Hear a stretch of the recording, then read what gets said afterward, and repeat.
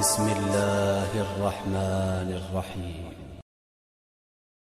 اب میں اس سورہ مبارکہ کے بارے میں خاص حدیث آپ کو سنانا چاہتا ہوں، اور اسی سے در حقیقت جو امام ابو حنیفہ کا موقف ہے رحمۃ اللہ علیہ، اس کی حقانیت مزید مبرہن ہو جائے گی۔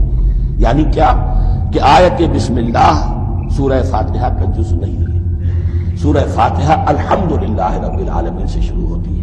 وہ میں آپ کو بتانا بھول گیا کہ جن کے نزدیک یہ آیت سورت کا جز ہے، وہ پھر جہری قرات میں بسم اللہ الرحمن بھی بلند آواز سے کہیں گے، اور جن کے نزدیک یہ سورہ فاتحہ کا جز نہیں ہے وہ نہیں کہیں گے، وہ الحمدللہ رب العالمین سے قرات کریں گے۔ تو کوئی فرق نہیں ہے بنیادی۔ یہ حدیث جو ہے یہ مسلم شریف میں ہے اور حدیث قدسی ہے۔ اس کے راوی حضرت ابو ہریرہ ہے رضی اللہ تعالی عنہ، اور اس حدیث نے اس سورت کے مضامین کا نہایت عمدہ تجزیہ کر دیا ہے۔ حدیث کے الفاظ سن لیجئے: قسمت الصلاۃ بینی و بین عبدی نصفین۔ اللہ تعالیٰ فرما رہے ہیں، حدیث قدسی ہے، میں نے نماز کو، صلاۃ کو اپنے اور اپنے بندے کے درمیان آدھا آدھا تقسیم کر لیا۔ فنصفها لی ونصفها لعبدی، اس کا نصف جو ہے وہ میرے لیے ہے اور نصف جو ہے وہ میرے بندے کے لیے ہے۔ وَلِعَبْدِي مَا سَأَلَ، اور جو میرے بندے نے مانگا میں اسے دوں گا، میرا وعدہ ہے یا میں نے اسے دیا۔ اس کے بعد اس کی تفصیل آتی ہے۔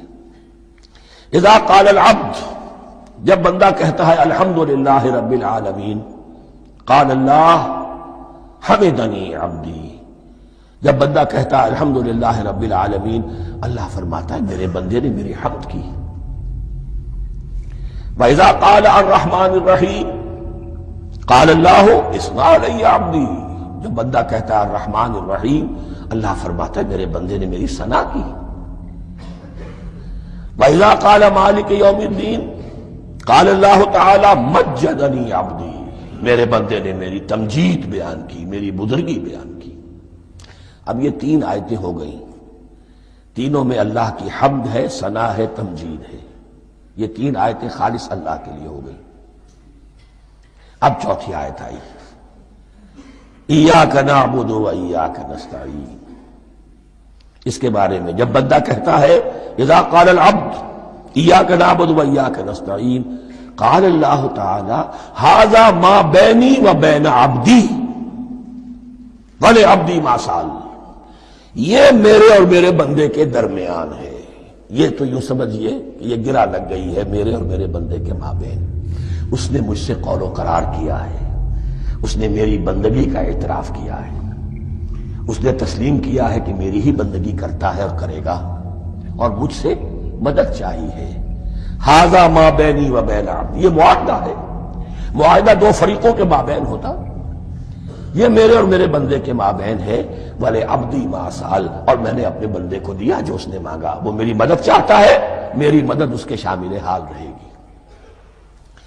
فَإِذَا قَالَ، اور جب بندہ کہتا ہے اهْدِنَا الصِّرَاطَ الْمُسْتَقِيمَ صِرَاطَ الَّذِينَ أَنْعَمْتَ عَلَيْهِمْ غَيْرِ الْمَغْضُوبِ عَلَيْهِمْ وَلَا الضَّالِّينَ، قَالَ اللَّهُ تَعَالَى هَذَا لِعَبْدِي وَلِعَبْدِي مَا سَأَلَ، یہ تین آیتیں یہ میرے بندے کے لیے۔ اهْدِنَا الصِّرَاطَ الْمُسْتَقِيمَ، اسی صراط مستقیم کی وضاحت ہے مثبت، صراط الذین انعمت علیہم، اسی صراط المستقیم کی وضاحت ہے منفی انداز میں، غیر المغضوب علیہم ولا الضالین۔ یہ سب میرے بندے کے لیے ہے اور میں نے اپنے بندے کو دیا جو اس نے مانگا۔ اس کو میں نے ایک مرتبہ یہ ترازو کی شکل میں اس کو لکھوایا تھا۔ دیکھیے یہ ایاک نعبد و ایاک نستعین، یہ ہے وہ ترازی کی وہ ڈنڈی۔ واو جو ہے ایاک نعبد و ایاک نستعین، واو جو ہے گویا کہ وہ مٹھ ہے جس سے کہ ترازو کو پکڑا جاتا ہے۔ ادھر ایک پلڑا ہے جس کی تین آیتیں ہیں، الحمدللہ رب العالمین الرحمن الرحیم مالک یوم الدین۔ اس کا نتیجہ کیا نکلا؟ ایاک نعبد۔ آپ نے شاید یہ سنا بھی ہو، ایک بہت ہی عمدہ قرات کا جو ریکارڈ ہے قاری عبدالباسط عبدالصمد کا، وہ یہیں سے چل کر سورہ فاتحہ کی قرات کر کے ایاک نعبد پر آ کر رکتا ہے۔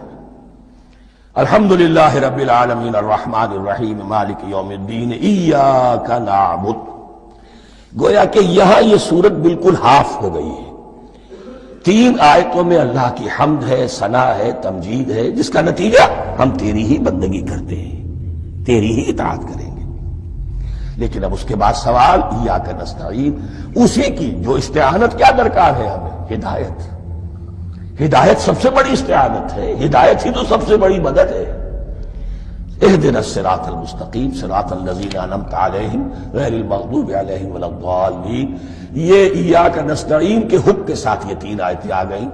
اہدنا الصراط المستقیم صراط الذین انعمت علیہم غیر المغضوب علیہم ولا الضالین.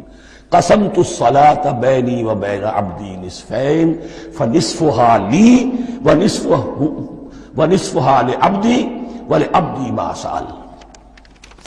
اللہ تعالیٰ اس سورہ فاتحہ کا جو اصل مفہوم ہے وہ بھی ہمارے ذہنوں پر، ہمارے شعور کی سطح پر اسے اجاگر کیے رکھے.